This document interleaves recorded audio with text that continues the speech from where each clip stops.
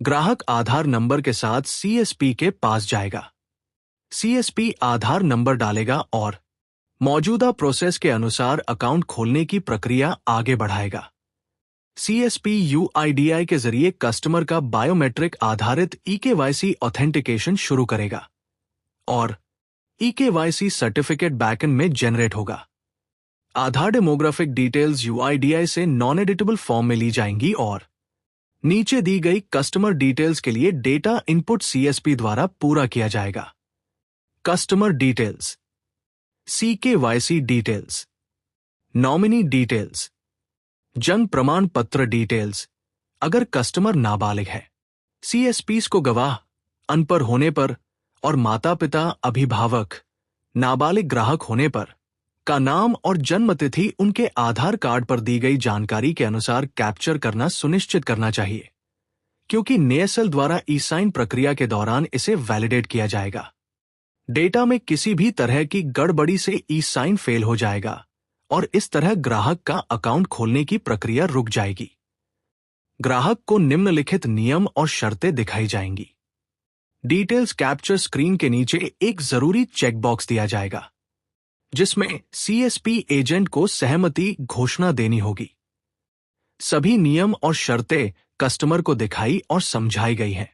जब CSP proceed button पर click करेगा, तो कस्टमर को यूआईडीआई से बायोमेट्रिक्स ऑथेंटिकेशन के जरिए ऑथेंटिकेट किया जाएगा और कस्टमर की सहमति के लिए निम्नलिखित मैसेज दिखाया जाएगा। मैंने अकाउंट खोलने की प्रक्रिया में बताए गए सभी नियम और शर्तें समझ ली हैं। ग्राहक के सफल ऑथेंटिकेशन के बाद एक सिस्टम द्वारा जनरेट किया गया ओएफ फॉर्म पीडीएफ फॉर्म में बनाया जाएगा और इसे साइन करने वालों, ग्राहक, गवाह, सीएसपी वगैरह की दूसरी बेसिक डिटेल्स के साथ एनईएसएल को भेजा जाएगा। नेएसएल फिर कियोस्क एप्लीकेशन को एक ई साइन लिंक भेजेगा।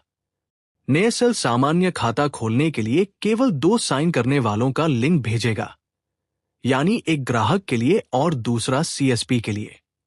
हालांकि अगर कोई ग्राहक अनपढ़ है जहां 2 गवाहों की जरूरत होती है, तो एनईएसएल 4 लिंक भेजेगा, यानी एक ग्राहक के लिए, 2 गवाहों के लिए और एक सीएसपी के लिए निम्नलिखित क्रम में।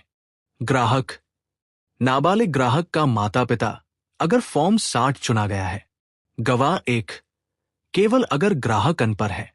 गवाह 2 केवल अगर ग्राहक अनपढ़ है। सीएसपी सभी यूजर्स के लिए लिंक नेएसएल से एक ही बार में मिलेंगे और वे बैकएंड में स्टोर किए जाएंगे और फ्रंट एंड में भी दिखाए जाएंगे। हालांकि फ्रंट एंड में एक समय में केवल एक ही लिंक एक्टिवेट होगा।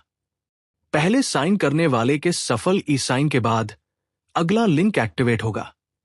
यह प्रक्रिया तब तक जारी रहेगी जब तक सभी साइन करने वालों का ई साइन पूरा नहीं हो जाता। एप्लीकेशन नेएसएल से मिले लिंक को साइन करने वालों की डिटेल्स के साथ फ्रंट एंड में दिखाएगा।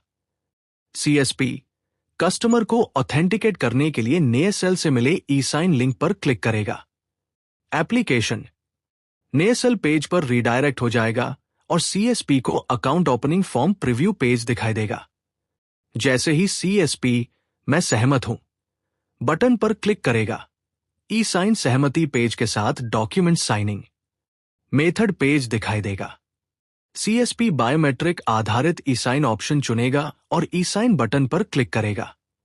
एक नया पेज खुलेगा जिसमें सीएसपी को कस्टमर, गवाह, माता पिता, सीएसपी जैसा लागू हो का आधार नंबर डालना होगा और बायोमेट्रिक ऑथेंटिकेशन के लिए आगे बढ़ना होगा। सीएसपी को यह पक्का करना चाहिए कि वह उन साइन करने वालों का सही आधार नंबर डाले जिनके लिए ई साइन